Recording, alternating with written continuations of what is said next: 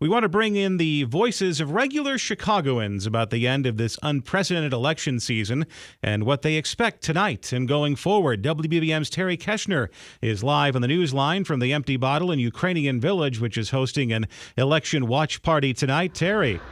Yeah, Rob, about 100 people, probably more than 100 are here at the Empty Bottle right now. We've had to step outside because it's getting a little bit loud. Everyone here drinking, thinking, and watching as the results come in. Sarah Shoemaker has been sitting at the bar, sipping an old style. Her advice for the night, have fun and hold tight.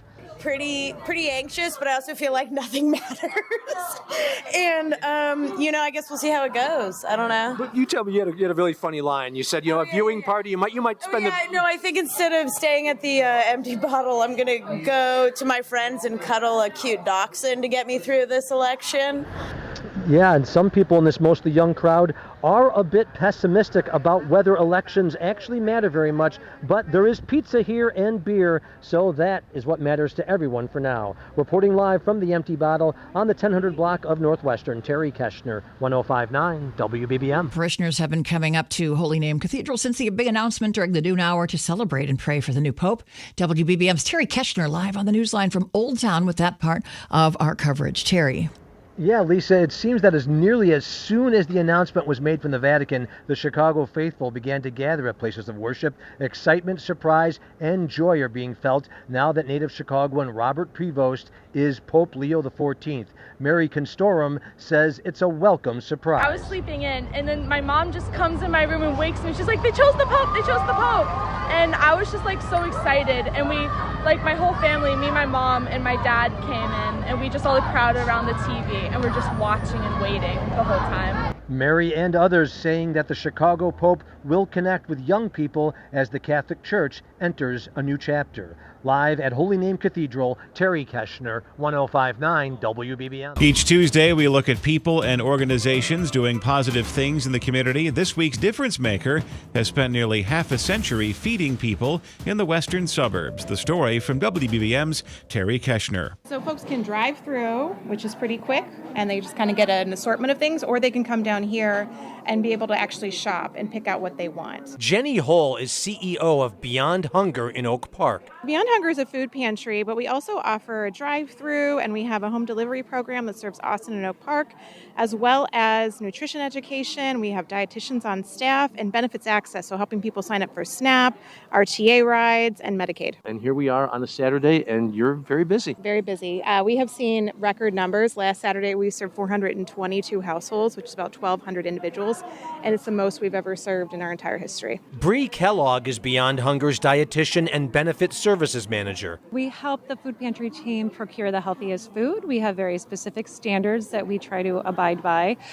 So when we are procuring or buying our food, we look at key nutrients to make sure that we're bringing in the healthiest food for our shoppers. Maggie Harris has come to Beyond Hunger to get food. She's also a volunteer. There is so much disparity that's going on in feeding the homeless. Not even people that's homeless, people that have houses but still is not able to eat. Number 84, number 85. Beyond Hunger, a difference maker. It's especially bad right now, too, because you have people that are furloughed. They're coming in trying to get food. People have lost their SNAP benefits. They're coming to get food. There's a real feeling of scarcity right now, and we're just trying to make sure we have enough so that we can serve the people that are coming. Terry Keshner, 105.9 WBBM. Breaking news from News Radio 105.9 WBBM.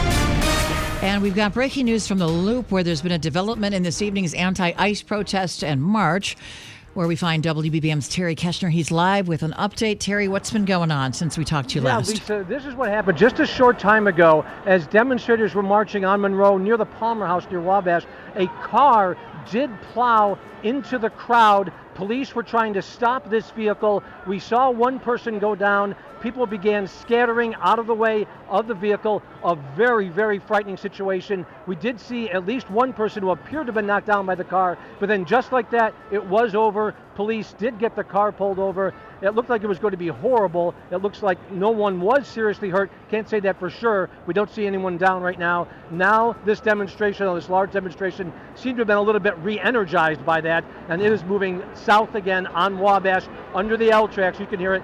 Thousands of people continuing to march here, denouncing ICE, denouncing the White House, saying immigrants have rights. They are being loud, and this is still going on. Reporting live from under the L tracks on Wabash near Monroe, Terry Keshner, 105.9 WBBM. One of Chicago's top music venues is making history in the near west suburbs. If you like live music, you have almost certainly spent a few nights at Fitzgerald's nightclub on Roosevelt Road in west suburban Berwyn.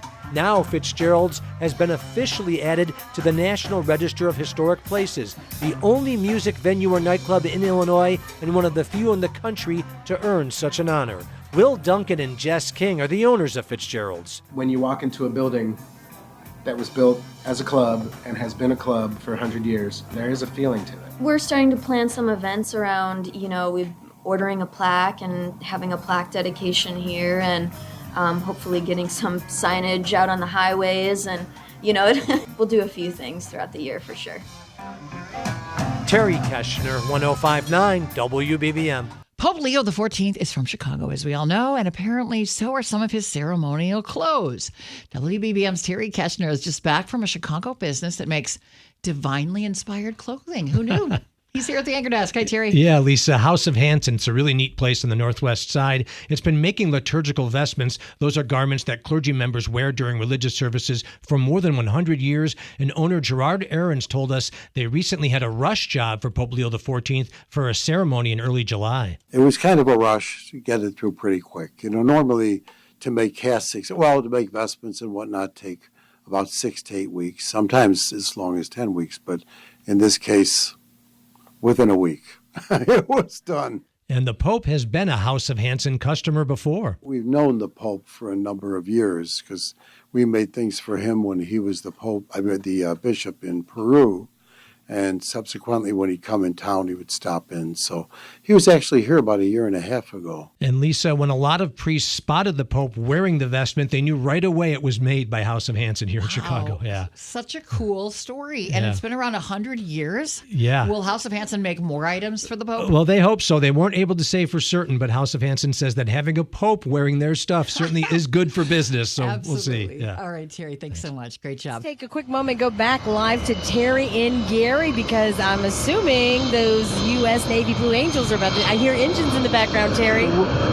We are getting in position, Mai. Yeah, it is it is loud.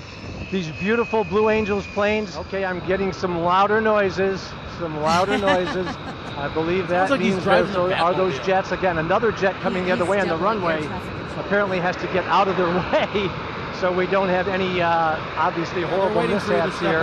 But here we go. Okay, time to hit the gas. Chicago, get ready. Get out the binoculars. Let's go, guys. Let's go. Here they go.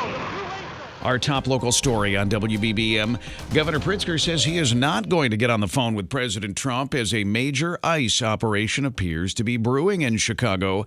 The latest details from WBBM's Terry Keshner. The president is begging me to call him to ask him to do something that we don't want. Governor Pritzker says it's becoming a familiar back and forth regarding President Trump. He wants me to call him and ask him to call in National Guard to the city of Chicago. We don't want it. So that's why I'm not calling the president. The governor says President Trump wants him to ask for troops because this will end up in court and the president could use the governor's request against him. What we do want is civilian law enforcement assistance.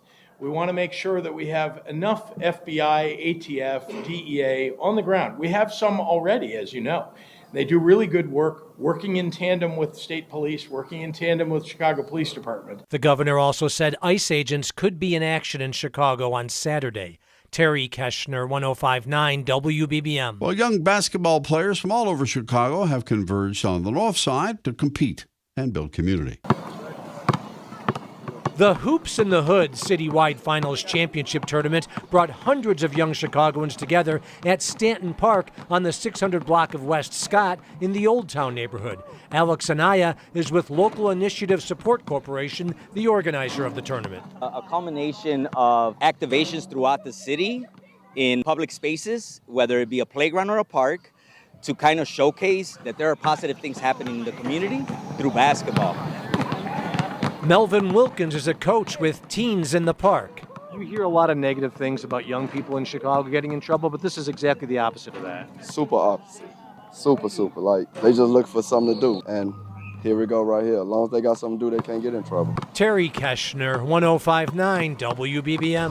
Ahead of her funeral tomorrow, a wake and visitation were held this afternoon on the campus of Loyola University for Sister Jean Dolores Schmidt, the beloved chaplain for the Ramblers men's basketball team. WBBM's Terry Keshner was there. The Madonna della Strada Chapel on Loyola's campus was crowded with students, faculty, politicians, so many Chicagoans remembering the beloved Sister Jean. Christian Thomas is a Loyola basketball broadcaster and former player. Just amazing to see. I mean, and she really actually knows the game too. So something that was really special was before every game she'd lead us in prayer and then she'd close out the prayer with a scouting report. Loyola students all say Sister Jean touched them in many ways. Sister Jean was always an amazing person. Always made herself available and just a wonderful person to talk to. We had the privilege of being able to stand and hold pinkies at every single men's basketball game and watch her pray. She's just everyone's super fan. Terry Keshner, 105.9 WBBM. You might want to proceed with caution the next time you're in downtown Chicago. We easily spotted Judy sitting on Michigan Avenue just north of Lake Street with a box in front of her with a snake inside and another draped around her neck. Oh, you have more than one. 2 snakes. Judy, who is from Colombia and mostly lets her snakes do the talking, actually had 3 snakes in all, pythons. She and others posed for photos with the snakes to make a buck. Jane Shapiro and her grandson Dylan Thompson walked by. What do you think about these snakes? Well, what do you think? I kind of have a fear of snakes after a ton of them are poisonous. We hope these snakes were not poisonous because... Oh, you're putting the snake on me. Yeah. Oh, I have a snake around me. Oh, goodness. I survived. Terry Keshner, 105.9 WBBM.